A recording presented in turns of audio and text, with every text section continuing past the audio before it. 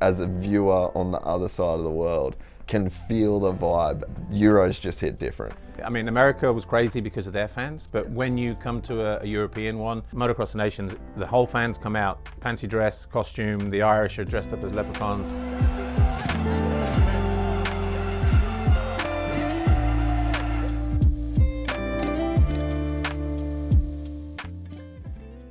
I met a gypsy. Sweet. Paul Malin, welcome to Gypsy Tales, or I should be thanking you for welcoming me to MXGP. We're in the broadcast truck, so this is your domain. It's a pleasure to have you here. No introductions really, I guess. Everybody knows who you are and Gypsy Tales, so great to be a part of it and glad that you can make it here to Italy. Yeah, I had like a choice of a few different rounds that I could go to. And the battle in, was it 2021 here, was one of maybe the best motocross races of all time. And I was like, look, if there's a chance that goes down again, this is the one I could go to. And that was one of the all times, you know, when Cairoli came from the back, I think he fell, the old start was left and then tight right just before the finish. Yeah.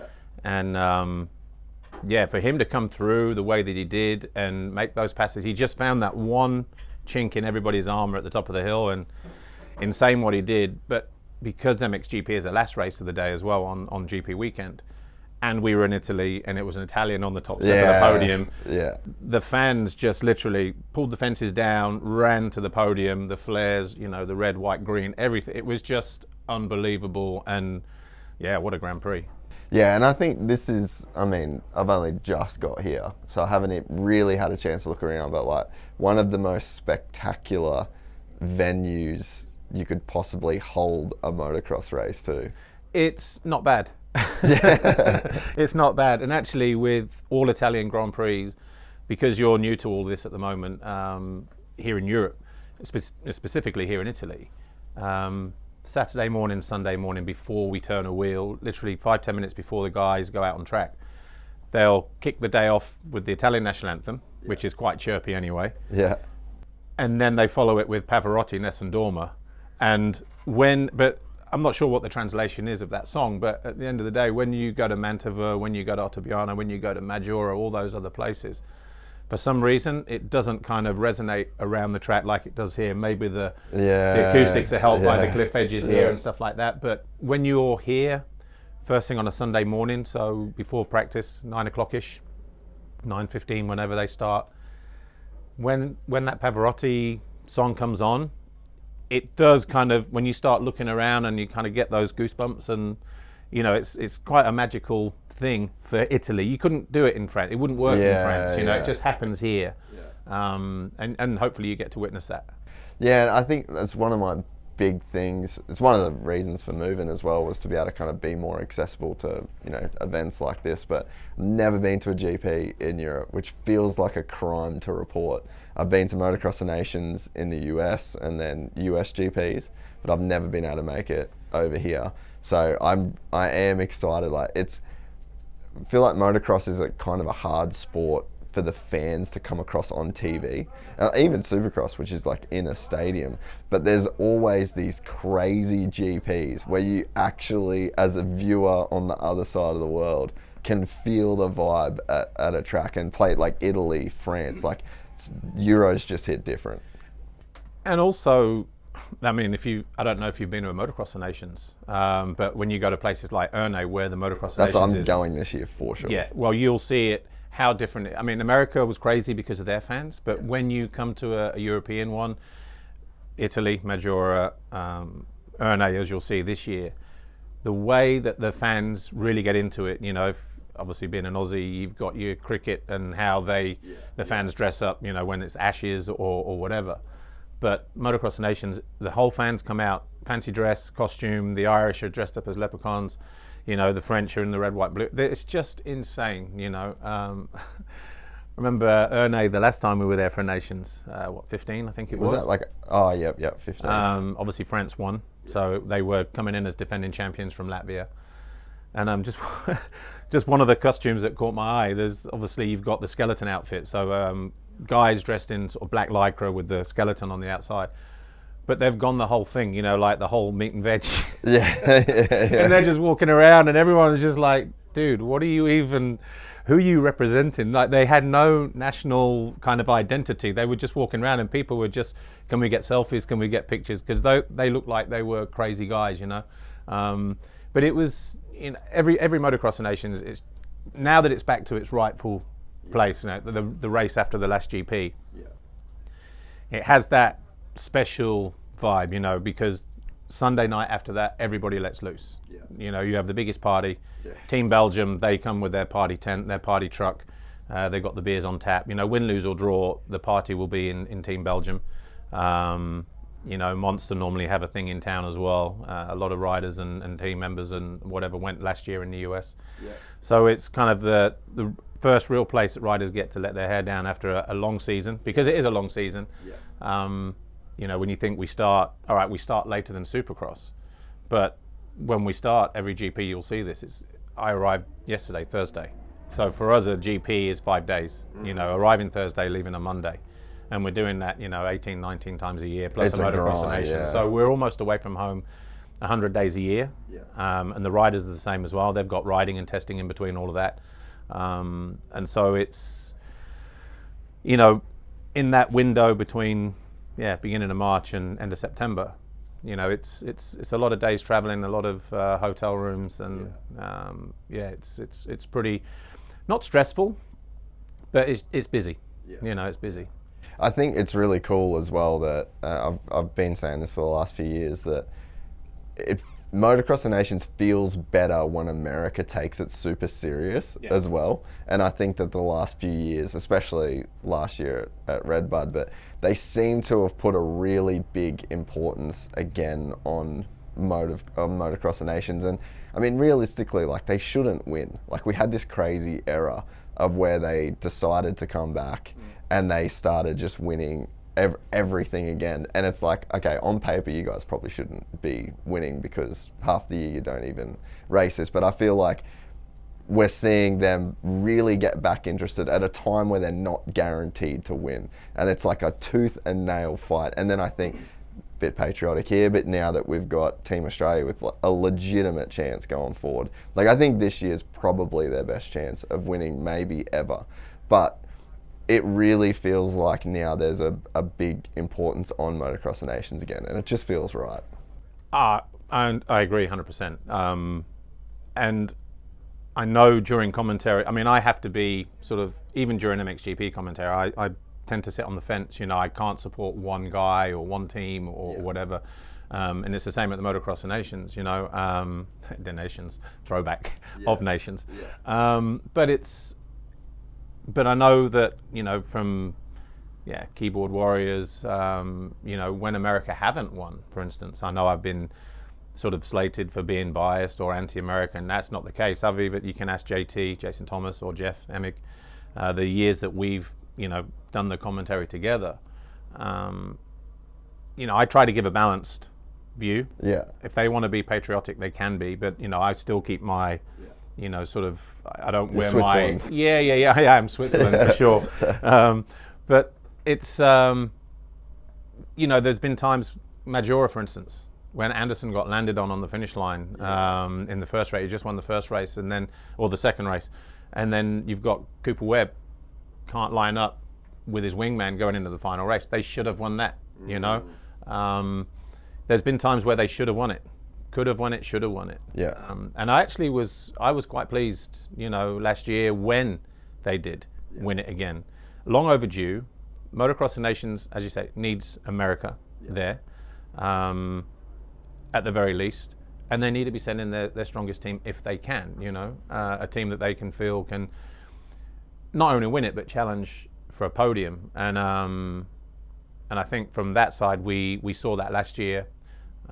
You know, the team that they had was a fantastic team. Yeah. And they came out, they wanted it. And I know there were a lot of people questioned if they don't win this year, you know, last year in Redbud, with the team that they had, would they even line up?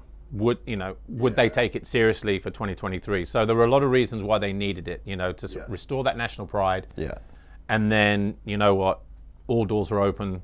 Get your tickets booked for Erne. Oh, it's going to be insane. It's going to be mad off the scale again. To see the US line up with 1, 2, and 3 on their bikes, in France. You know, they've won there in the past. The US, you know, the French have won Ricky, there. And who else was on that team? Which one? Was that 08 or 07? Yeah, it was it 06 maybe even 06. 06 I think it was. Yeah. And Ricky was there, Wyndham was there. James was there too, right? Was it Tedesco maybe? Tedesco. Yeah. And it was mad. I mean, actually, when you walk around a paddock here, just in case people haven't realised, you're in the paddock in Trentino this weekend. You know, we're not in your usual studio environment. But when you walk around and take in the whole paddock atmosphere and things like that, you'll see in and around the restaurant areas and the Ustream office areas and things like that, there's banners for all world champions, you know, like every year, and even like the years, you know, from Roger De Costa or Heikki Mikkola, Joel Robert, you know, Stefan Everts, Kai Rowley. There's also a Nations one, and the iconic one that stands out is Ricky on the old podium area in front of the whole crowd, you know, and just to be there for that alone, that kind of atmosphere, that buzz, dude, honestly, you won't regret going. And if the weather's kind to us, because first weekend, second weekend of October, whatever. But even still, you know, they don't care. They'll just embrace it and then they'll enjoy it. Yeah, and I think that there's something also that's cool that the US just isn't expected to win. Like, it's sort of like, I feel like Americans definitely, they expect to win basically everything that they go in, and it's one of the things that makes America so rad in its own sense. But it's crazy to see them as almost the underdogs too, that's really cool. And I guess they're defending champions now, so they're like, would be that expectation to win. But it's like, gone are the days of two countries that it's going to be between, and now it feels super wide open. And I think that the sport's definitely like fragmented in the sense that you've got a Supercross season, you've got MXGPs, and then you've got AMA, Motocross, and some other championships around. But Motocross Nations does really bring everyone together, and it feels like it elevates the sport on a whole too. You know, I think that's like one weekend where you really get to see like the best of what we do collectively. Again, I couldn't agree more. You've got the best. See, we look at America with Supercross and outdoor. And from the outside looking in for, you know, many years, when they were dominant, 13 years straight, and then they sort of didn't win for a few years, and then it was like another 6 or 7. And then that streak kind of ended until they won at home last year, you know, in Redbud.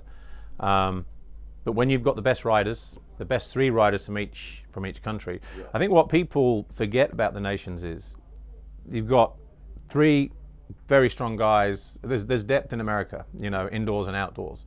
So they've almost got like too good a bunch of riders to choose from. So when they do come and they don't win, then, you know, I don't know who's more disappointed or deflated. But when they do, it's almost like, you know, well, they're supposed to win. They're supposed to win, and that was right for, you know, those years where they had those big streaks. You know, two separate streaks totaling 20 victories, you know. And then when you look at Italy, you go, oh yeah, Kai Rowley. But in the past, maybe he didn't have, you know, one rider was maybe a bit weaker. And then you go to France until they started their domination in, you know, for those 4 or 5 years with Paulin from 14. There was always 1 or 2 good riders, never 3, or they were, but they were just inconsistent, you know. Whereas America always seemed to have that three gnarly dudes. And the key to winning the Nations is that last race, you know, having 2 good guys that can pull together, and we saw that, you know, in Redbud last year with Chase and Eli. But to have the best 3 per country, you know, I think with it being an ERNA, I think people will want to, whether you're American, whether you're European, I think you'll definitely want to, you know, put your hand up and say, yeah, definitely want to go there. Australia, of course, you know, the Lawrence boys, and who else? They're doing all right. You've got Mitch, you've got Jed. You know, I'm sure there are other guys out there as well that step up, and they got on the podium last year. How far away are they from, you know, winning it for the first time ever? Yeah, and I think too what you're really seeing as well now is that I think Motocross Nations sometimes with like America and Australia, it has these like peaks and valleys of like how bad the guys actually want it. And I feel like nowadays, I mean, especially like talking to guys on the podcast, anytime Nations comes up, like whether it's Barsha, whether it's Cooper, whether it's Anderson, whether it's Plessinger. So it's like, even if the top dudes don't want to go in America now, it's just, I feel like there's been so many guys over the last few years that have represented the US that there's like, because I'm sure as a rider it sticks with you, like either a good performance or a bad performance would affect you in some way. So you either want to feel that victory again, or you want redemption over, you know, a failed result, essentially. So I think that too, now we're just seeing so many guys that just want it badly for the right reason. Yeah, and when you think of America's first streak, you know, when they got to sort of 6 or 7 wins, you know, and we're talking sort of 80, well, yeah, maybe even 7 or 8 wins, you know, at some point, people were, even the American sort of riders, thinking, man, you know, this is too good to be true. And then how far down the line of those streaks were, you know, were they getting like, I don't want to be the guy that kind of loses this thing. And that was it, you know. And then obviously when they lost in '94, that was the thing that, you know, even when you speak to Emig, you know, it was like, man, you know, or read reports about it. It was like, you know, they didn't want to be the team that lost, and then to leave there and have that feeling after so much success.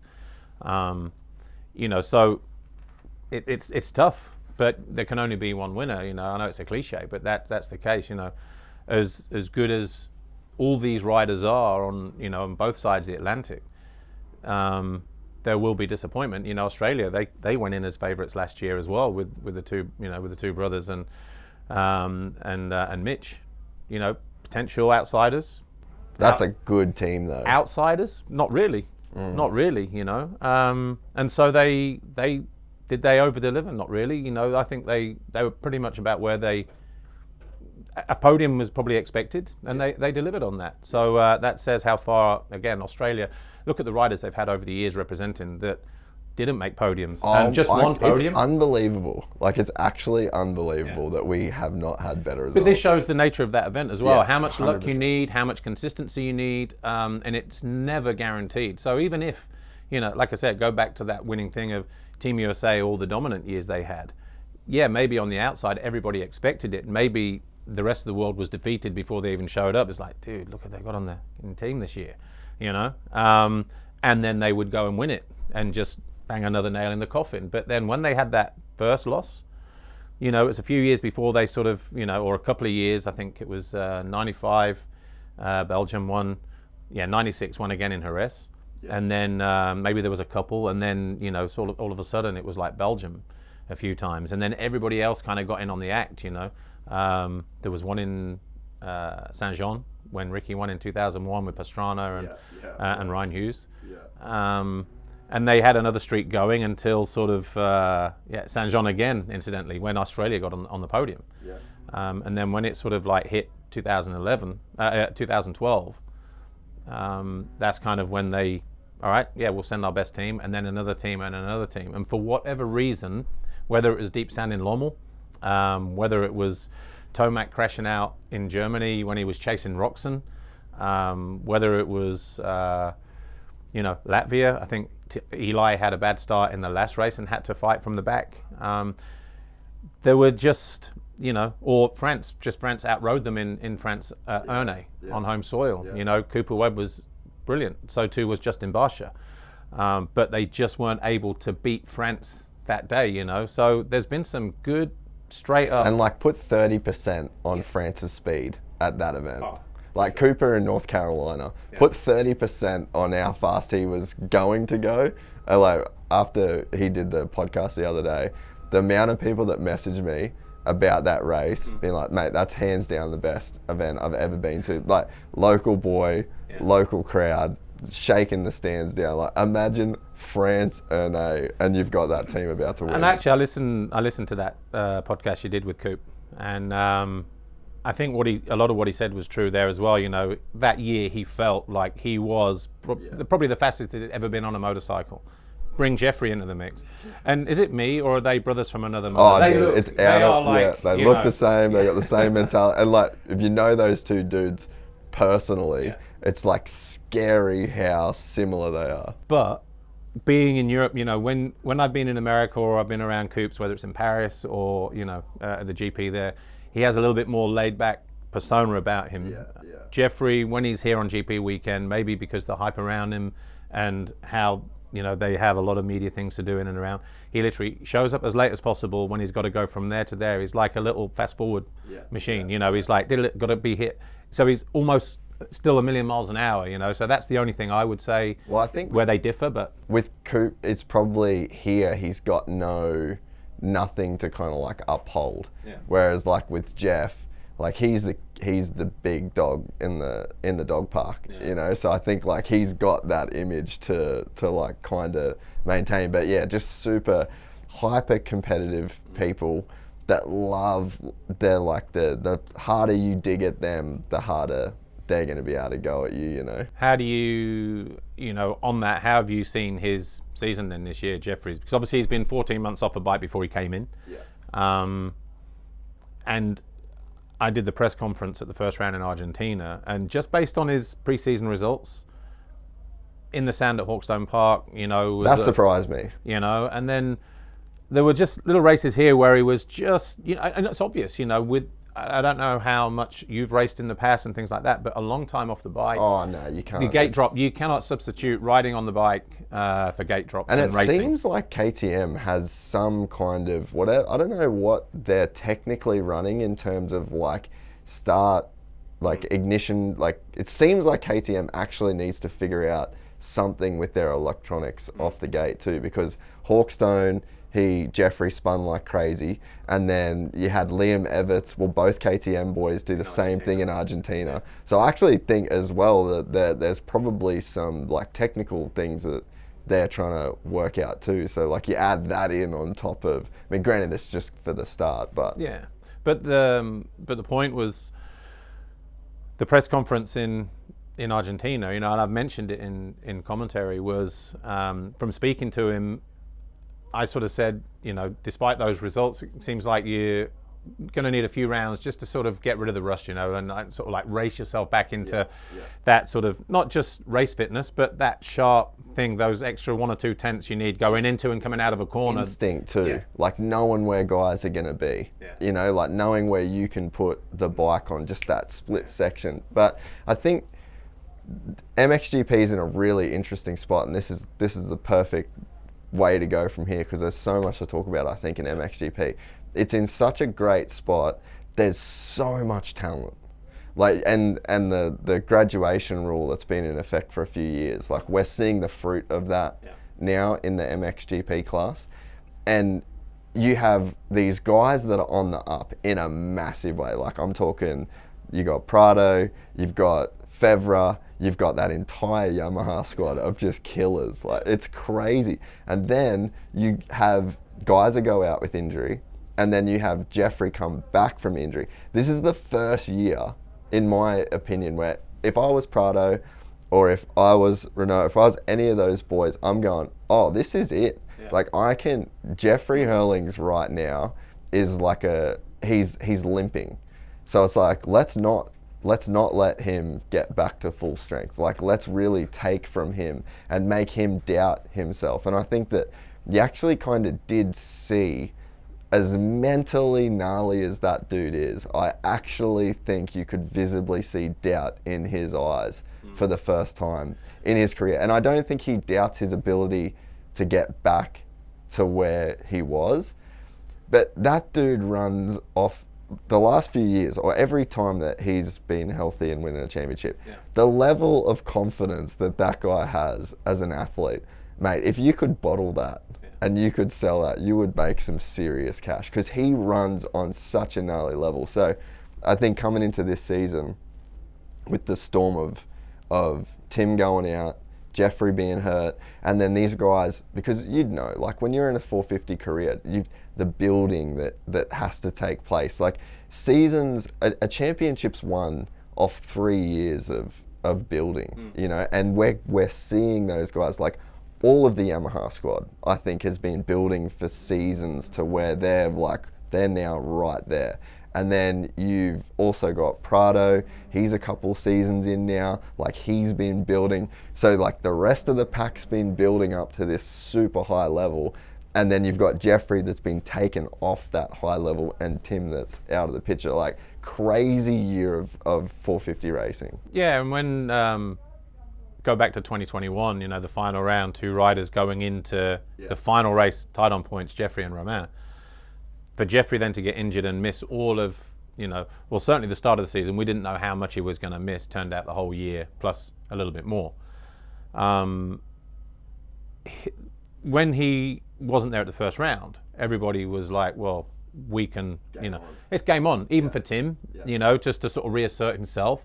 But everybody else had that kind of spunk in their sack, if you like, a little bit at the beginning of the season, just to go, right, well, everything's equal. We're all on a level playing field. And then it eventually, one guy sort of sets the pace. You know, Tim set the pace, and then eventually, you know, won the title again. But this year we had a similar thing. No Tim. Got hurt at the beginning of the year in a preseason race here, ironically. And then you've got Jeffrey coming back, and we don't know what level he's at. Of course, we know 14 months off the bike, no racing. You can't substitute riding and testing and training just against the clock. It's a new bike too, so there's something there to work around. And it's a bike that he missed. It was already new for them last year, but he missed a whole year of development on that bike. And I'm sure that with that too, like that has a chance of going in a direction away from his preferences too. I mean, maybe the KTM team is so dialed in that they know that direction, but like even having other guys ride that bike and developing that bike, you don't know the direction that they're taking that thing. No, exactly. And I think to their credit though, KTM, their European test team, I think they know by now what certain riders like and the direction that they kind of need to go in. But when it's a brand new bike and you may have done limited time on it, maybe before, you know, the season ended and things like that, because what happens there, I believe, is, you know, you've got this whole separate test team going around riding, testing, endurance working, and doing all of that stuff. Then when they get it to a level, you know, the factory team can come in, ride it, maybe make some changes. If more work needs to be done, they get on with the rest of the season, and then the test team pick up. So how much time did Jeffrey get on it before he got hurt? No idea. But to then miss a whole year of development during a race season, you know, would have had him on the back foot. So when he did come back to riding during the winter break, like I said, it's okay having those hours on the bike, just going through the motions, just putting in that time. But it's so different. You don't have that gate drop. You don't get that nervous adrenaline rush, those butterflies behind the gate, that reaction off the gate. Going in with, you know, 30, 40 guys. We saw it in Argentina. The qualifying race and maybe the first race, he looked like a nervous puppy trying to cross the road for the first time, just looking, it was getting bombarded by people, and, you know, in those first few corners, and he didn't know, it looked like he didn't know where he needed to be. His track position was all wrong in that first race back, and he was ambushed, and we saw it, you know, and that's something we've never said before about him, and that's a position he's never been in before. He's gradually working his way through it, but you look at what happened in Switzerland a week ago. He got through Argentina, came away with a podium. Everyone's like, wow, after 14 months. Yeah, it's wild. How long will it be before he, you know, wins a GP? Guess what? 2 weeks later, deep sand. But he wasn't dominant there during that whole weekend. That was one of the most impressive motos I've ever seen from a dude. That second moto, like 10 minutes to go, it was, I don't know what the message was on the pit board. I don't know what he was feeling in his mind, but he just went like, okay, ding, ding, ding, ding, ding, and just started shifting gears. And that was relentless. I actually watched that. I was saying to Coop, I watched that moto on a treadmill. And I'm like putting the speed up, and I'm like, last 10 minutes, and I'm like, this is out of control. But did you win? Did you win the running race? Oh, 100%. I was the only one in the gym too. So, but to what I was saying before about like the guys wanting to keep him down, like, man, they all dropped the ball heavy to let him win a GP like that. I mean, and the way he did it too, like he hunted those dudes down and just grinded that out. That's the most, that's like the counterfactual of how you would think Jeffrey Hurlings would win an overall right now in the state that he's in. Like you would think whole shot, deep sand, Lommel, knows the track, every line, cruises his way. Not like hunts everybody down and gets the win. But actually, there's two comments from sort of like post-race interviews from that weekend. Glenn Coldenoff, his first race, he tried to manage that first race. He made a good start, tried to hang back and ride, and he said he actually got tired riding like that, you know, thinking he could pick up at the end. And then, obviously, if you've seen Behind the Gate, episode 3, Shout out to the boys. Yeah, the title, Enter Sandmen, features those sand riders inside in here. And there's a clip of Jeffrey talking there, and he said, actually, when you talk about finding some gears in the last few minutes of the race, he said he actually, when he did start pushing towards the end, you know, he just found another gear, and he actually felt easier to ride at that pace, a pace that he's used to, rather than. So you got two of the best Dutch sand riders in the world, you know, Jeff and Glenn, both sort of feeling like they were riding a little bit too defensive and getting tired as a result of it, instead of just letting it all hang out. Of course, Glenn went and won the second race by just letting loose. And Jeffrey, the last 10, 12 minutes, did exactly the same. And that's his natural habitat, you know, and he just picked everybody else off. And the way that he did it, you know, 2 in 1 lap, 2 in 3 corners, you know, 2 corners with Roman and Maxim. So, but then you go fast forward 2 weeks, the next round, and we saw him struggle again, because again, he can ride the hard pack in training, but what we saw in Switzerland was him struggle again. And, you know, people like Jorge, Maxim, Roman, just kind of going, well, we'll take those points. Thank you very much. We might need to bank them for later on in the season. Of course, we don't know how the rest of the season is going to go. Will we see him back to his best, Jeffrey? Or is this now the new precedent? Is this the new normal with Jorge getting a win? He's on 50% win rate at the moment in the 6 motos that we've had. Maxim's got a win, so he's gaining in confidence. Roman on the podium, gaining in confidence. So it's from 1 week to the next, you know, 3 different winners, 3 different Grand Prix winners, shaping up to be a pretty interesting season, particularly in MXGP. Well, I will say I like the Jeffrey Hurlings that will get 2 fourths. Like, we've never seen that dude. And we've only ever seen the guy that's won 5 world titles and crashed out of 5 world titles. Like, I personally am not mad at the Jeffrey Hurlings that has like the tiniest slither of like self-care, self-preservation kick in for maybe the first time in his career to go like, all right, I'm not at 100%. And like, he's got on the podium, he's won, and he's got 4, like, it's a pretty good batting average. Yeah, and he's not getting any younger, and, you know, after the injuries that he's had, at some point, you know, riders who are used to just sort of like throwing themselves down the track and picking themselves up as if nothing's happened, even with major injuries, they still pick themselves up and, you know, they just blank it out of their mind. But I think this one, that whole year that Jeffrey had off, he's had a lot of time to reflect, not for the first time in the last, you know, couple of years. You know, because 2020 COVID year, he had that neck injury that ruled him out. Didn't rule him out for the season, but it put a scare on him, you know. And then obviously the surgeries that he's had with the injuries that he's had recently. So we are seeing, as you say, 2 4th place finishes or whatever it was that he got in Switzerland. It's like, okay, cool. Back it off. If I haven't got the pace to challenge for the win or the podium, fine. I'll take those 36 points for 2 4th place finishes or whatever. Because they are going to be important, because he knows more than anything else. If it's going down to the final round, you need every point that you can get, especially with when we saw what happened in 2021. You know, because when he had his shoulder injury when Monticelli landed on him in Holland in that first race, a race that he came back and won, by the way, and couldn't line up in the second race. He's had the gnarliest races, though. And the crappiest luck as well, you know, because even then he couldn't show up in Czech Republic to race. He then showed up in Lommel, where everyone's like, oh, will he come back and just wax everybody? He was on form, but he didn't win the GP. but he was picking up points and showing everybody that, hey, I'm still here. That's not, apart from the win that he picked up in Sardinia, he's just not, he's not showing that enough at the moment. Yes, we know he's there and still can be a threat, but you know, when you're Argentina so-so, got on the podium, great. Yeah. Sardinia win, Switzerland off the pace massively, but riding smartly and more mature than we've seen in the past.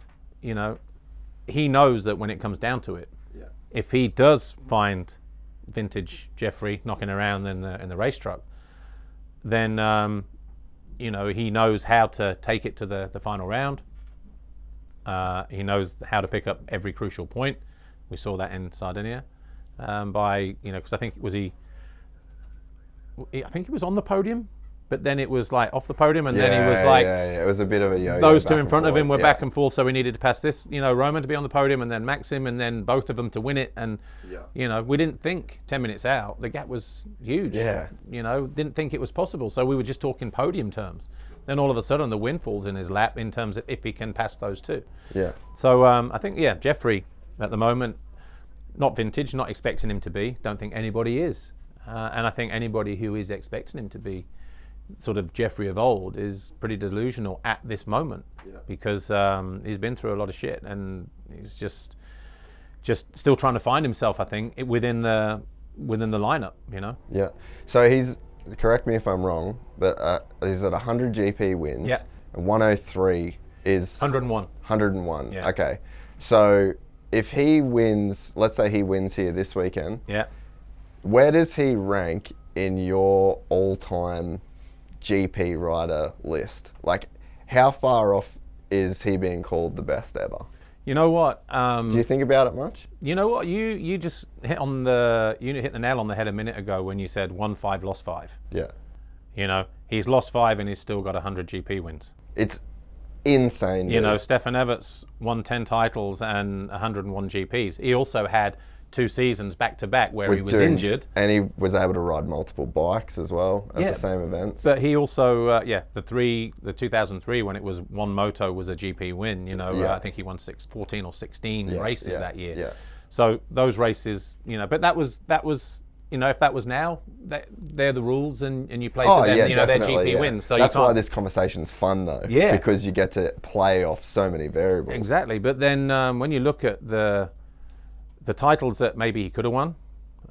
So he won in 2012, 2013. 14 is when he broke his femur and lost the championship by 4 points. Tried to come back in Mexico. And I spoke to him, did I speak to him, or was it somebody else I spoke to fairly recently? That the week leading up to Argentina, he was walking okay, and then he tried to get on the bike, you know, to see if he could even get on the flight. He rode, and rather than just ride around and just go, he did a moto. I'm okay. It was like, oh, I need to do a moto, and I need to go fast, and whatever else. And then he damaged muscles around the bone and things like that, which is why he ended up walking in like a wobbly wheel, you know, just whatever. And then he ended up just riding at the back. So all you need to do, get on the plane, is know that you can ride. You know, okay, it's going to be uncomfortable, but just get on the plane, ride, cruise around in practice, cruise around in time practice or the qualifying race. Try and put one good moto in. That's where you need. And I think what we're seeing now is a result of not just that injury, but many injuries from Jeffrey, where he's just gone, back then I was, you know, stupid, you know, young, dumb, full of cum kind of thing. And just like, you know, the old Jeffrey was like, I need to be on the grid, and I need to be, even with this injury, 110%. Doesn't need that. And you like it, I like it. You know, that, because also not just the, we don't know what Jeffrey we're going to get from week to week. You know, it keeps the championship interesting as a result of that. But certainly, if he surpasses Stefan Everts, you know, which he should do this year, he's on 100. He needs 2 more to be the most successful Grand Prix winner in that respect. He could finish his career with, you know, 6 or 7 titles. Could have been 12 or 13. And I think from that side, possibly you got to look at him as the, you know, for sure one of the best. The best, I don't know. It depends how you determine it. Is it on Grand Prix wins or World Championships? Because, you know, Stefan on 10 and Tony on 9. will he match them? Don't know. Yeah, I mean, that'd be a big ask. And I think that's what's cool, though, is like you said, I mean, Tony's probably the GOAT, really, of MXGPs, because you consider those factors we talked about with Stefan and the modern era that Tony did it in and the competition that he did it with, and not to come from a motocross family either. Like, really came from obscurity when it comes to being a motocross superstar. Maybe you go, like, he won the 9 titles, he didn't win 10, but the era that he did it in, the way that the GPs were scored with, you know, the format, maybe it's Tony. Yeah, and that's it, 9 titles, and again, he lost a couple just so through close, injuries and things like that. But you're right, with, you know, where he came from. Jeffrey's dad raced, you know, sort of in the sort of 80s, late 80s or through the 80s and early 90s. Stefan's dad, you know, 4-time world champion. He did all right. Yeah. And then, you know, when you've got Tony, whose dad was, I mean, there's a documentary coming out soon, if it's not already out soon, and it's based on, you know, him and his career and everything else. And when they're sort of like the beginning, you know, the early sort of stages about how they used to sort of turn up and in a van, and, you know, I think it was like a local dude sort of lent him a van and things like that, just so they'd go to the races and things like that. He'd sleep across the front seat of the van, you know, as the bed and things like that. Proper humble beginnings. Even when they realized that, you know, it's not going to happen if you stay on the mainland, you know, here in Sicily. Yeah. You need to be on the mainland. That's the other crazy thing, is like, moved where home you when come he was like from. 13 or 14. Yeah. Without parents, you know. That's a guy that wants it. Yeah. You know. Yeah, and like, you think about the lottery of life to be a motocross rider. Belgium. Yeah. Like, growing up, and Lommel's the track that is your club day track from being on a 50. Like, even that plays into the game so heavily, you know. Like, with history shows that if you grind out at Lommel, like, you're probably going to be one of the best. And Prado is the same. Yeah. You know, Prado, the family, they moved from Spain, again, when he was like probably 10, 11 years old, you know, and moved to Lommel. You know, the mum, I think she worked in an ice cream shop, and you know, you got the dad just kind of taking him riding and training as a kid and things like that, and again, blasting out laps on. You know what it's like. You know how deep sand is, how hard it is to work in those conditions. It is like the most physical. Yeah. But it's the most physically demanding conditions that you can ride. You know, if you're a sand person, then you try and ride hard, slick French tracks. You know, they might say the same, because it's a different skill, and maybe they ride tense. So riding tense, they get tired. But in sand, you're physically just working your ass up the whole time, just pulling up, shutting off on the gas, and there's so much happening here. You know, front end, back end, dancing around. Where you would normally get off the gas and on the gas in sand differs compared to the hard pack, because you need that momentum. So you're literally riding at 9/10 the whole time. You have to, because otherwise you don't survive. And Prado learnt that from a very young age as well, you know. And we're seeing that now as well. Yeah, 2-time world champion and currently leading MXGP. So it's not an easy sport, this motocross. You know? No, it's so crazy. Do you think we enter another era of dominance? Because that's one of the, I guess it's in all sports, but I mean, motocross especially, you just have these eras where you get to a certain point where it's like, oh, okay, you just can't catch up to Jeffrey. Like, good luck, boys. 2nd, 3rd, and 4th is like what you're fighting for, because no matter what you do, this guy just has something else that you don't have, and you just can't get it.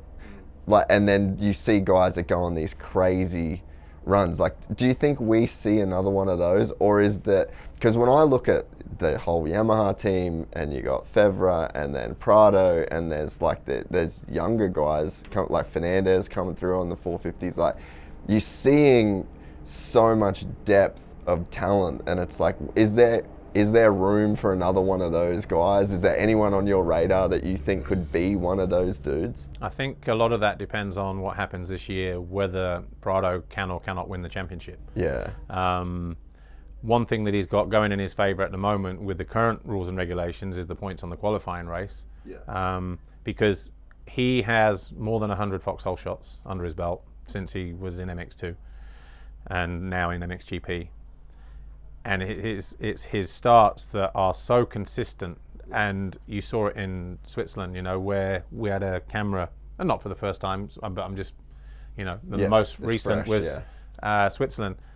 Whether the camera was on the right-hand side or from above, the gate drops, his reaction is maybe not as quick, you know. If it is, we're talking like a tenth of a second. But what happens when he gets over that gate and how he's managed to, I don't know if it's gear change or mapping or whatever, but within 3 bike lengths, he's a bike length ahead of everybody. Yeah. And you cannot compete with that kind of consistency when you've got that much space and you can command that first turn. All right, it doesn't always turn into a win, but this year, 6 motos in, he's had 3 wins because of that, and 3 qualifying races. And 3 qualifying races that are now for points, 10 points per win. He's had 30 points to his championship based on that, you know. So from that side, if he can maintain that kind of consistency, that kind of form, if at the, you know, maybe the first third, maybe half of the championship, Jeffrey's inconsistency, you know, love-hate relationship with sort of like, you know, whatever's going on, whatever demons he's battling inside his head. You know, if that continues, then he will, round by round, open up a bit of an advantage, you know. He went from 7 points to, is it like 20 or something like that, more than 20 points, 24 maybe or something, just in Switzerland alone. Yeah. And then you've got Romain Febvre. He's desperate for a second MX2 title. The streak isn't going to come from him because of how, you know, where age is catching up on him. In terms of Jeffrey, he could win. You know, he could still be champion this year. Of course he could. It's too early to say otherwise. But how long will that streak continue? And I think the answer to that is motivation to continue. You look in America, like the riders that sort of stopped racing around 26, 27, Villopoto, those guys. And it was because they were burnt out, you know. Didn't want to train anymore, couldn't train anymore, you know, just physically battered and whatever, you know, the body just giving up on them. Is Jeffrey going to be one of those? You know, is this going to be his toughest challenge yet? Is this going to be his most difficult season yet? You know, because of everything that he's had to overcome in 2022 and from the end of 2021, you know, or winning in 21 and pre-season injury in 22 and then not racing until this year. How much more can his body sustain? Because I mean, the dude's done collarbones, he's done, you know, femur, he's done the neck, the shoulders, the list, and the hip, dislocated hip. You know, the fact that he's even still going now, you know, that's all got money heart, too. But yeah, like the dude's made a lot of money. I don't think he's motivated by that, to be honest. Yeah, but I think well, he is because he needs to buy more houses. But yeah, but there's a point in time where you go like, okay, I've got enough to not have to run the risk, because at the end, these dudes risk their life every single time they touch the track. And I think, irrespective of how long his contract is for with KTM, whether he's got another year or 2 after this one, I think if he wins the championship this year, I wouldn't be surprised. I'm not saying he will, but I wouldn't be surprised if he threw in the towel at the end of this year and just go, you know what, I'm happy with 6, because that puts him 1 ahead of Joel Smets, who, you know, is on the team. And, you know, but it depends on, if he does win the championship, how easy it was in the second half of the season for him to do that. You know, if he finds that switch and kind of hits domination mode again, you know, he may continue again. But if it's battle 1 week after the next, like he is at the moment, you know, podium in Argentina, win Sardinia, off the podium in Switzerland. We don't know what Jeffrey's going to show up this weekend, or in Portugal or in Spain. You know, he's won at all of these venues, so you can't say it's because he does or doesn't like the track. Yeah, you know, there's a lot of other stuff going on there that we're not privy to, and as a result of that, you know, that will determine the outcome of his championship. Because let's not forget, athletes, all of them, footballers, from cricketers to rugby players to motocross guys, they're fragile. You know, they're mentally strong, but they're also like massively fragile as well. You know, when there's a chink and something isn't going right, then, you know, those sort of like frailties really sort of come to the surface. And, you know, it might be one of those situations, you don't know. Yeah, and I think it's like you've got to have so much ego. Yeah. And not in necessarily a negative sense of the word, but you've got to have so much ego to believe in yourself that much. Like when I look at Hayden this season in Supercross, like it's one of the things I said to Brian at the start of the year was like, kudos to you for raising a kid that's 16 years old and believes in himself enough to go into that stadium, let alone get on the podium and just that level of self-belief, and that is ego, you know. And again, it's not a negative thing, but I think that same ego on that one side, when it pendulum swings the other way, like there's a lot to deal with mentally when you've built that and it goes the other way. Yeah, and he's part of a new generation of rider. You know, yeah, his dad, Brian Deegan, won a Supercross famously, ghost rode the bike over the finish line. But he's had that family history of riding bikes and everything else. And, you know, from that age, he's been riding them, and his dad's just managed to get the best out of him and build that confidence to the point where he is now. Ricky, when he sort of came from amateurs into the pro ranks, not sure how old, was he around about the same age, sort of like 16? I think it's similar, yeah. Similar age. But where did that come from? You know, where did that nurture come from? Was that just from mum and dad, the same as Deegan?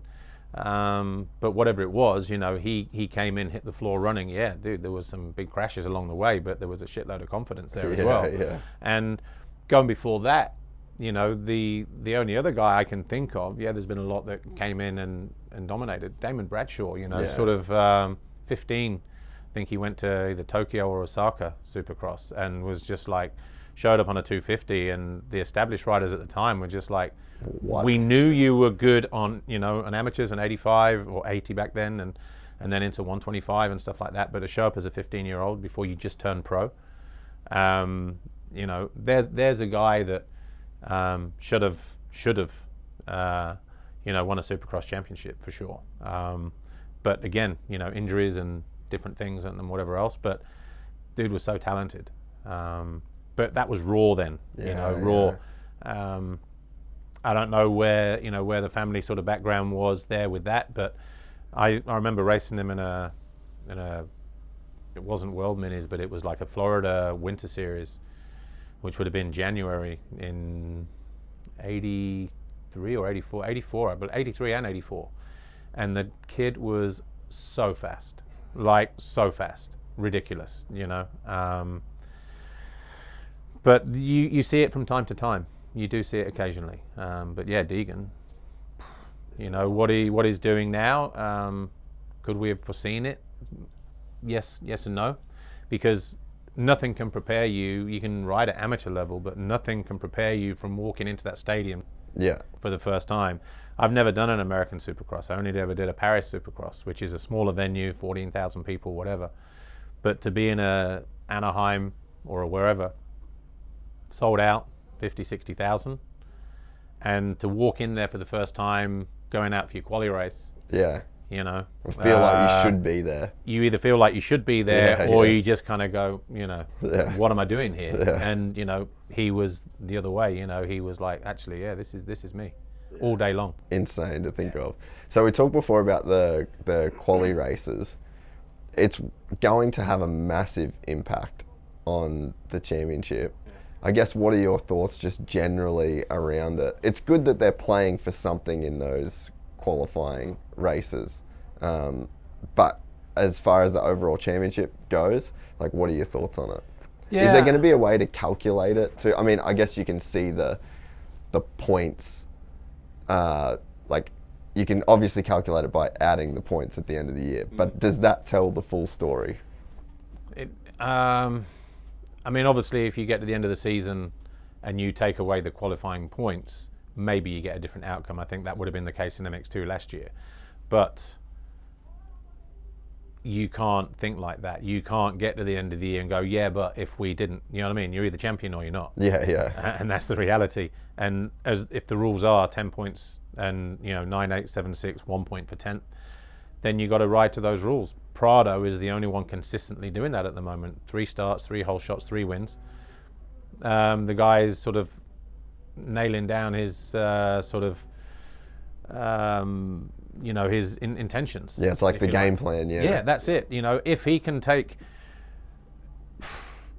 how many qualifying races is he going to win? If he wins 10 qualifying races, in a season that's 18 or 19 rounds, that's more than half of the rounds where you've taken points, and 10 rounds, 10 points, 100 points. If you do it every round, 18 rounds, it's 180 points extra up for grabs. So you can't just look at that in the same way as the riders did previously, where they go anywhere in the top 5 will do. I'm happy to start 5th or 6th or 7th because I've still got a good run into turn 1 and now if the advantage is gate 1 and there are 10 points on the line for it, you got to play for that. And if you're not already ready for that by the time that gate drop comes on a Saturday afternoon, where those points are up for grabs, and at the moment, when you look at the stats, 3 wins, there's only one rider really showing up for that race, and it's Prado. I don't know if everybody else is just not computed how important that race is yet. But it's such a different style of... It's a sprint race for points. Yeah, it's such a different mentality, and to have the advantage that Prado has with starts, like it's just mentally, he's on a different level in terms of like the belief that he would have in taking those starts. And actually, it would be interesting to hear what other riders' thoughts are on that.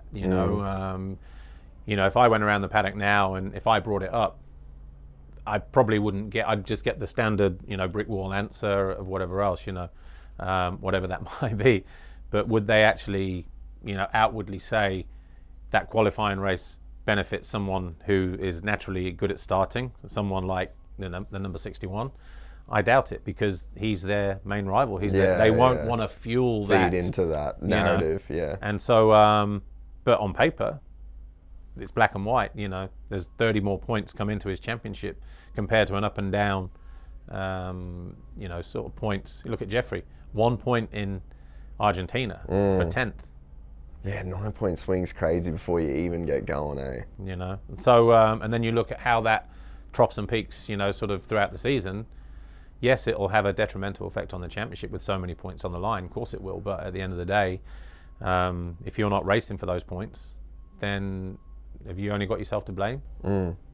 Yeah, it's funny with Prado though. It's like it seems that his best weapon in terms of starting out front, putting in sprint laps, and then controlling the race is also probably his biggest disadvantage, because you definitely see him, like if he starts 6, like he's not a dude that's charging through the field. So and it's almost his dad has also said that to me. Yeah, because I think that what do you do though, right? Because it's like the reason why has that problem is because he's so good at getting starts, and so I mean that's got to be a really hard thing to fix that problem, because essentially the only thing that would fix that problem is getting shit starts, which you can't afford to do. He never had, and still doesn't get. So it's a boat he's not used to being in, for sure. But also, though. I mean, what we've seen so far this year is, apart from Switzerland, because he finished second in the second race there, I think it was 1-2 or 1-3, 1-3. Argentina, I think it was 1-5 or 1-6. Yeah. Both races. So good start, win. Not so good start, 5th, 6th. Yeah. I was surprised though in Sardinia when he wasn't able to come through, because again, you win the first race, second race didn't quite happen. It's not like you couldn't overtake. And he looked so good. Yeah. Like the lines that he was taking, and I think that's what it comes down to. And I think that the GPs are so gnarly in terms of the tracks. Like they're either like Switzerland, I'm sorry, you couldn't pay me to ride that track. Sardinia, I would love to ride, even with how gnarly and how rough it gets. That looked like a fun motocross track to be on. Some of the tracks that these guys have to deal with are just, you wouldn't want to ride those tracks. But like, he is a master at riding his lines and his pace and having that level of control. But like, that's the thing about, I actually think he'd do better in America, because it seems like there is way more, the way they prep the tracks, the size, that I think it would play into him being able to come through the pack. But yeah, I think honestly that it's like a victim of his own success. Like, he's so good at riding the lines that he wants to ride, and you put him in the back of a pack in a gnarly track that doesn't have the options, where it's like you can't finesse your way past 6 dudes sometimes with the tracks that they got to be on, you know. No, and you know, we saw that in Switzerland, certainly on Saturday in the qualifying race. You know, you sort of flip the story to the qualifying race. If he doesn't make a good start there, where does he finish in a qualifying race where it was so gnarly? When you've got a clear track and you can say, right, a couple of sprint laps just to open up 1 or 2 seconds. No and roost. Everybody else, no roost, and everybody else is just fighting for those extra inside out, having to ride defensive. You know, that could have been a different narrative as well, you know. But yeah, America, they seem to have a way of the tracks being a lot more open, you know, so therefore a bit more higher speed. But then that also comes down to fitness. And then when you get to this, you know, the summer and you're in places like Florida, New York, where it's so humid, anywhere on that sort of East Coast, you know, that's a different thing altogether. So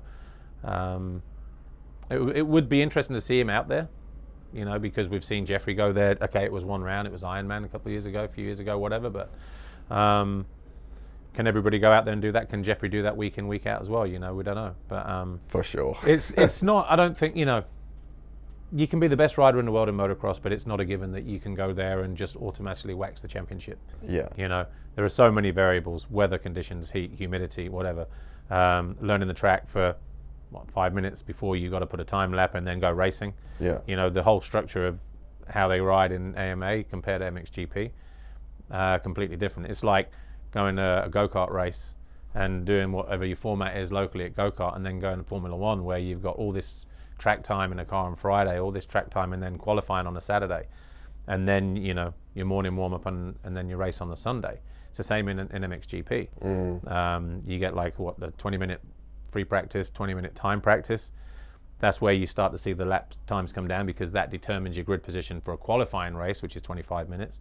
You get a 15-minute warm-up on Sunday, and then by the time you come down to your 2 races, which are 30 plus 2, you've already had some decent time on the track, you know. And a lot of riders, through the COVID, through the pandemic situation, when we were down a 1-day format, Europeans on Saturday, you know, practice, which morphed into time practice, and then your 2 races. That was the same for MX2 and MXGP on Sunday. Some hated it, some loved it, because it's literally 1 day, turn up, bring it, leave, see you again on Wednesday. Same format, see you again on Sunday. Some riders needed that track time on Saturday just to get rid of arm pump, just to feel comfortable, just to work some things out of the bike, whether it's tire, suspension, some fine tweaks here or there, mapping, whatever, you know, gearing. And, you know, when you have a 1-day format in America, that's what it is. It's literally, you turn up, you have to be on the top of your game. You know, even when the Americans come over from Motocross Nations, or the American-based riders, you know, come over from Motocross Nations, for them to get a 45-minute free practice on a track they've probably never ridden. On a track they've never ridden is a luxury, you know, because you don't get the same going the other way as a rider going from World Championship into AMA outdoor, because you've literally just got that, you know, that free practice and the time practice, you know, however it works there, and straight in. But 45 minutes just to learn the track, there's no pressure. Apart from the pressure the riders might put on themselves, because they go there with a target on their back probably, and of course they want to have that sort of fast lap just to sort of their own shot in the arm, flex, you know, and go, you know, we're on your soil and we've just popped in the fastest lap in our group, and there's 3 classes, don't forget. But yeah, you know, I think for someone like Jorge Prado, just to it would be interesting, to see him out there. I know he's made some noises recently, but they're hot and cold at the moment. So whether he does end up going there or not, it's not the first time we've heard those rumors from him or his camp or whatever else. But initially when he was going for his second championship, we thought he would probably go there the following year, but he stuck around for MXGP instead. But he has been unlucky with injuries and health issues. He probably could have won a championship first time out, in 2020. But got COVID after winning the Belgian GP in Lommel, showed up the next day with a positive test, and that was it. His season was done. Because of how closely packed together those next few races were. He couldn't be anywhere for 2 weeks. Well, then championship's done by then. Dislocated a shoulder, I think, in Maggiora, or missed Maggiora because he dislocated a shoulder the year after that, and crashed in Teufelstal with Jeffrey that time on the finish line. So, there's been a couple of times where possibly, and he was in the title hunt both times. Yeah. So there's another 2 titles that have gone begging there. If he wins this one, he could have already, it could be 3 or 4 time, and maybe even looking at knocking on the door as a 5-time champ, joining Tim and Jeff, in the current crop of riders. Yeah. So everything that you see on paper is not all sort of how it appears. Yeah, I think to bring up the Euros going to the US, it'd be pretty cool to see what Vial can do this summer. I think that'd be a really cool indication of I guess what could be, Yeah, and I think he's already impressed in Supercross as well a little bit. Definitely. he's got good starts. He's shown that he's got technique, and again, it's not easy just to go into something. It's a crazy learning curve, man. Crazy. But his bread and butter, if he can stay healthy now for the rest of Supercross, and can show up healthy to the first round, I'm not saying it'll be a walk in the park for all the reasons I've just mentioned. Different style of track, the flow of the track, maybe the bike setup that he's used to over here in terms of what you can get away with a factory bike versus what you can get away with a factory bike in the US in terms of rules and regulations and that sort of production bike rule. But heat, humidity, learning tracks, will he be on it for the first race? Not be on it for the first race, but then show up in the second one, and sort of show that he's there. There's a lot of people say that he'll go there and win. Whether he sort of dominates it or not, I don't know. But Tom is also somebody that I think thrives on a bit of confidence, and having not won a Supercross race, not find himself on the podium on a regular basis like he was here in Europe, knocking on the door in his first year. He got his first race win in his first year, he got podiums. He won in his second year with KTM, and then lost the championship and then came back and won a championship. So that's the rider thriving on confidence, with race and podiums and GP wins and all that. And he's not been doing that this year. So how much will that play into the psyche? Or will it be reverse psychology where he turns up going, dude, I'm a 2-time world champion. Yeah. I've got like 24 Grand Prix wins or whatever I've got. Won this many races while I was in Europe. And he can go in there with the chest out and say, yeah, this is mine. Yeah.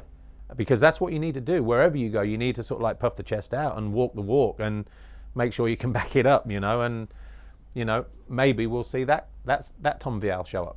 Yeah, I mean, it's definitely not going to be easy. Like, that's a big ask, and even just to go and adjust to the routine of living in another country is like super difficult. And there's probably a handful of riders that can lift that 250 title in outdoors. Yeah. This year, and is Hunter the favourite with Jet going 450, for instance? Like I say, there are so many variables there.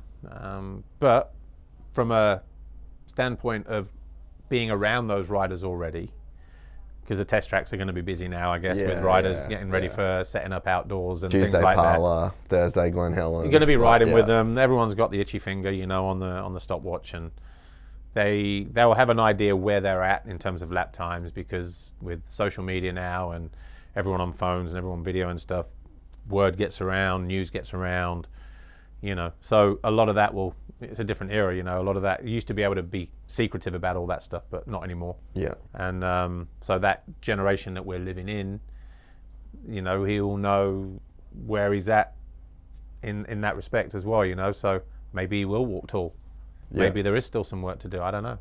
You mentioned Jet before. It's funny, like, growing up, obviously I'm from Oz, and I saw Jet lap literally the entire field at like a state title on a 65. Like, we knew when he came here at such a young age, and Hunter was doing his thing. No one knew, like, even when Myrtle was like about to take on Hunter, it was like, oh yeah, and his little brother Jet. Yeah. Like, literally no one knew in the US about Jet. Do you have memories of seeing him ride for like the first time, or just going like, dude, this guy is gnarly? This is your chance to claim it. Yeah. You know what? There was so when they were on Suzuki, Yeah.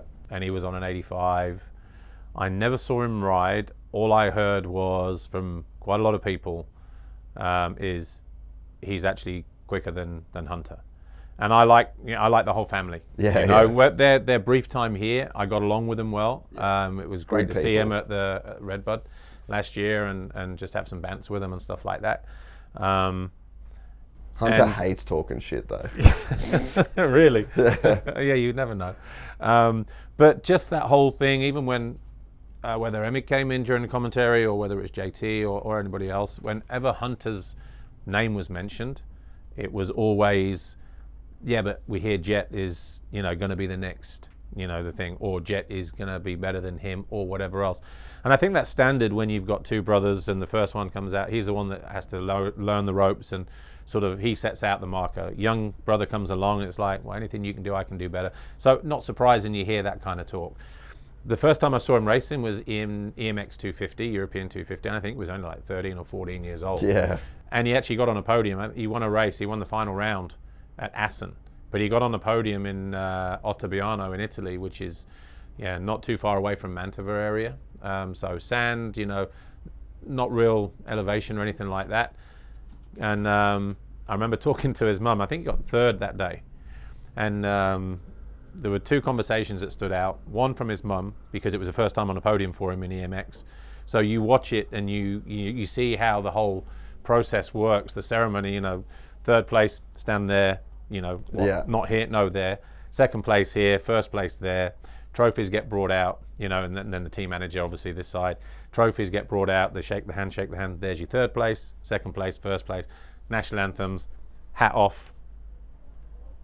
Oh, I've got to take that. You know what I mean? You can just see like he was How so green behind the ears, and kind of like just waiting for a cue from somebody else, And he's not like not that he's not a fan, but he's not like a nerd of the sport that's like watching every moment. No. Like, he's fully on his own wave too. And the second thing that sort of like stood out from there, as my wife and I, now wife, were leaving the track, we bumped into him, and we sort of said, congrats on the podium and everything else. And my wife turned around and said, hey, how'd you not get arm pump riding in these conditions and everything else? It was just like, oh, I don't really get arm pump.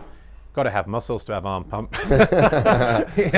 And like this scrawny little kid, 13, 14 years old, rinsing a 250F in brutal conditions, for him just to be sort of that, Like nonchalant. Nonchalant. It wasn't cocky. It was just sort of like, I don't know. He's just a kid that's just in his own little world, where he was then. Obviously he's got a lot more going on now, but even still, even then it was just like, this is. Oh, I'm supposed to get arm pump. Oh, no one told me that. I don't know if he's ever had arm pump since then or what, but I've never heard him really come out and say it. If he has, maybe still hasn't got muscles. I don't know. So Motocross Nations then at Redbud, what was your take on his performance? Because I'm actually on record saying that he could go 1-1 in his first 450 race. Yeah. But that was the expectation, very biased expectation. But I feel like I had an inkling that he was just going to be that good. Like, what was your expectation going into that? Going in, obviously, because of what he'd done last year on a 250. When it was announced that he was riding 450, and then you sort of see the odd video here and there and whatever else, and then, of course, some people kind of expect it. You were like on the fence as like, yeah, man, there's the flag, there's the 1-1, we'll take it. I kind of had to, like, Yeah. so by default, I Yeah. win no matter what. But Yeah, I yeah, actually yeah. believed it. But there were, you know, I think I was more of the, shit, man, imagine if he did go 1-1, or if he just, at the very least, won the class, Yeah, you know? at the very least. At the very least, Yeah. you know, and it doesn't matter how, you know, whether you get a race win and a a third 2-4 or whatever, or, you yeah, know what yeah. I mean? But you win the class. And I was on that kind of fence, you know, because he was in the open class, I think, wasn't he? Yeah, He 3, wasn't. Yeah, he was in 3. So, you know, it's not like he was going up against Eli, who was the MXGP class. It was Chase. Yeah. Same morning, you know, same rig and Waved everything at him else. when he You went know, by. just so it was just a case of you know, yeah, imagine if he could. But there were some talented riders there last year, so it was never going to be easy. But we've seen the way he rides, and he does make stuff look effortless and easy. And I think from seeing his first few laps, because I watched the free practice from all 3 sessions, pretty much where the finish line jump was. If you go through the tunnel, Yeah. well, I crossed the track there and then went in just in front of the Thor Hospitality, so you can see Larocco's, Yeah. and then you can go around the back of you know, the first turn and sort of get a glimpse of both sides. And I was just watching him there, and I was thinking, yeah, man, the guy's looking smooth. He's not revving the bike. He's just riding on torque rather than, you know, revving it, which was strange for somebody coming from a 250 to a 450, because they normally would just, yeah, dude, change gear. Yeah. You know, but there was none of that. And he looked mint right from the first lap, you know. So surprised that he won a race? Not really. And then when you see how he won the first race, you know, surprised that he didn't go 1-1. But yeah, goggles, I think, in the end, wasn't it? Yeah. Visibility, you know, but conditions changed in the race as well. So there you go. But yeah, he's in a good place right now, and so's his brother. Oh yeah, I think it's. And I'm saying this as a Brit, you know, sort of like from the Commonwealth. Yeah, perspective, you know, like, you know. Yeah. There's bias there too. There you go. But yeah, I think this year's been really cool with Hunter, like the importance of compounding, and he said it a bit this year, but you just cannot put enough value on having multiple seasons without an injury and just stacking chips. You know, like Mohammed Al Balushi come on the podcast. He's from the UAE. He was the UAE's first like Red Bull athlete on Dakar, and perfect analogy. He said confidence is like a book. You just turn it one page at a time until you've stacked up all those sheets on top of it, and then you can see confidence. Yeah. He said, but then you just have one crash, or you don't lose one page, you lose most of that book. Yeah. And you have a guy like Hunter that's just went through the ringer. It's like, this is the guy that could have been there the whole time, you know? And then it also goes back to what we talked about earlier about sort of like frailties and things like that. You know, these guys are so confident, have big egos. Hunter was in a dark place for sure with those results, or like like those injuries, and then leading it to, you know, where he ended up going. Well, it's not easy, because when you think of what the family has done to get the guys there, you know, for selling sure. everything over there, parking briefly in Europe, they needed those results of some sort to sort of show that they could be serious about, you know, going to America. And so far, yeah, you know, when you look at this year in particular, what the two brothers are doing, you can say, yeah, cool, right move, right time, right people around you, managing you, guiding you, all of that kind of stuff. But what you forget is, you know, What it was built off. What it was built off. But at the same time, you know, we forget that Hunter has had a couple of years where he's gone over there, and we've expected from this side of the ocean, you know, from the Atlantic, to sort of go, right, he should come in, and everyone talks, yeah, I enjoy Supercross, I prefer Supercross, I like riding Supercross, I can do Supercross, you know, whatever. And then it doesn't happen, and then you got outdoor, and then you're injured, and then you're outdoor getting injured again, and you know, and then it's just kind of like, well, shit, man, I hope this turns around for him. And he's in a position at the moment where it's turning around and it's going good, and you know, it's you know, he's in a, I'm pleased for him, because for what they've done, I think people lose sight of, you know, I think in America it's easy to sort of focus inwardly, and you know, for a lot of people who've never traveled outside of America, a lot of them probably even haven't even gone out of state, you know. And I don't mean that sort of like taking the piss or anything like that, but that's the reality. reality. It is a reality. Because of how big those states are and where their lives are and how they live their lives. You know, where you are from in Australia, you know, you've got, again, massive country, big states, but, you know, get from east to west or north to south or whatever, even get down to New Zealand, you know.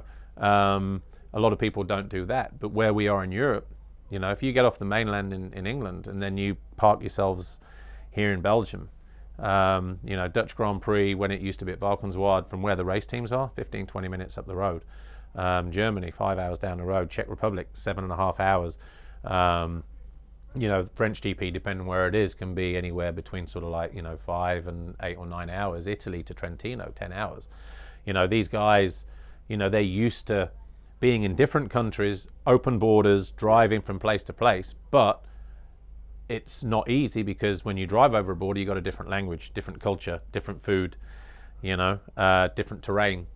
And so the guys that are, you know, doing that, they did it for a couple of years, you know, parking in Belgium, trying to pick up on a language because most of the time it was, you know, that sort of Dutch, Belgian dialect, and a culture that's way different, riding in the sand day in, day out at Lommel or other tracks like it. And so to be there and grind it out and sort of come through the other side also shows a lot, or tells you all you need to know about their character. Oh yeah. You know, what the family have kind of given up for them to be there, and whatever was instilled in them to sort of say, dude, this is make or break. And to handle the moment when they get there and when they do make it too. And so they were already put under pressure the very moment they set foot on European soil. You know, this is it, this is make or break, because we've got nothing to go back to if this fails. You know, and the fact that they made that work, end up in America, and, you know, success is not about the dollars in the bank account. You know, it's coming through those hardships that they've come through. You know, that journey for them has been quite something, and people don't realize that. You know, and not just for them, for Marvin, for Kenny, for you know, all the other riders that came from Europe or from Australia, whether it was Chad or whoever. Yeah. You know, to do that same thing. You know, stop in Europe. You know, the weather, the culture, the language, the food, the change, the circuits, the everything, and then to go on and be a success over there. You know, just getting that middle step and building from that was success on its own. You know, what you did then, you know, to build on that, shows the character of all of those guys that I've just mentioned. Yeah, no, I completely agree. You know, and it's not easy. You know, you're here in Italy now, and again, I don't know how many times you've never been to Italy, but the language, the food, the menus, the everything, you know, not everybody speaks English. Yeah. You know, nothing is written in English, you know. So to be here and to experience that just for a weekend, and then multiply it by 20, and then, you know, all the different places that we go, you soon realize how tough it is just to be here in MXGP. Yeah. You know, at least in America, you go state to state, the language is the same, the hire car companies are the same, the flight, airports, everything's the same, all the messages are in the same. Even today at the Barcelona, I was just like lost. I'm like, mate, what am I doing? I don't know any of the signs. And then you land here, I'm like, where the fuck is Hertz? Like, what's going on? You know what? My wife and I, between Switzerland and here, because we flew into Venice, so we had a couple of days in Venice. And even when I collected the hire car on Thursday, driving here, and obviously we take it for granted that there are going to be tolls on the highway, but just pulling up and, you know, taking the ticket and then paying. But if you don't know that there are some cars that have the fast lane, and, you know, otherwise you just sort of like take the ticket and you have to stop and pay the machine, you know, the card machine. I had 20 euros still in my wallet from last year, and I was so glad that I did, because I completely forgot. Because I'm just thinking, you're going to show up and then you're going to go through the wrong lane in a hire car company, and you're going to be like, yeah man, look at this, no queue, bang bang bang, you hear the beep beep, but well, there won't be a beep because you haven't got the sensor in the car or whatever. So next minute you hire a car and you've got like $500 worth of unpaid tolls. You know, just because you don't know. You know, because there's nothing that clearly marks what the difference is. You can't read the signs. Exactly. No, you're so right. So this weekend, Trentino will wrap it up because everyone's got dinner reservations and all that. I'm excited for this weekend. You got any predictions? Anything I should look out for? Any Trentino advice? it's a shame that Tim's not here actually, because he's won 5 times around here, and this corner behind the finish line area is normally like Tim's corner. But you know, in terms of MXGP, Jeremy's won here. Yamaha, Maxim's won here. He won his world title here. Yeah, just won on the weekend too. You know, and just won on the weekend, so he's going to be coming in with a load of confidence. Jeffrey's done all right here in the past, you know, but he's had some good scrapes as well and some good scraps. So I think because this track won't be like Switzerland, I wouldn't be surprised to see him on the podium. Jorge is just going to get a whole shot in the qualifying race and disappear. 40 points in the bank, thank you very much. Jago was, I think he got a 3 and a 0 or 0 and a 3 here last year because he fucking high-sided on the downhill.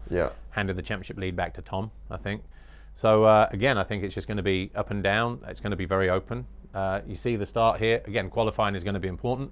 So the guys are going to want those sort of more inside gates to hug that inside 180 left. Super important to get a gate pick here. Super important. And so that will determine a lot how quickly riders can get settled in. The good thing is the track is not as hard pack as it used to be. It will be hard underneath. We've had a lot of rain in the last couple of weeks here. There was rain yesterday for a good couple of hours. So the ground is a lot softer. But you'll still get those hard edges. You'll get those deep ruts where they rip it in the bottom of the hills, and you know that'll be gnarly. But I think there'll be some great racing though. It's MXGP. It's unpredictable. Always is. Always has been. Always will be. But all I'll say to you is just enjoy it. You know, embrace it. Try and get out in and around the paddock. Just mix it. I'll introduce you to the MX1 drinking team tomorrow. Because you know, if you ever need 5 minutes of beverage, then they're the guys. They're the guys. You'll like those guys. They go to most GPs. They don't see a lot of most GPs. They have to re-watch them to know who won at the end of it. Exactly. But no, good bunch of guys. And but yeah, that's it. That's all I can say is it's just unpredictable. You know, I expect Jorge to be on the podium. I think Max will be on the podium. Jago will be on the podium in MX2. Thibaut will be for sure. I want to see Kai de Wolf get a win. Same. I love that kid. You know, his style, his enthusiasm, his energy, and everything else. I want to see him get on. He's like a viral kid in motocross. Like he's one kid that you can count on him going viral with clips like whoever got the tear up, like just dude, like how cool was that one, and then his scrub one.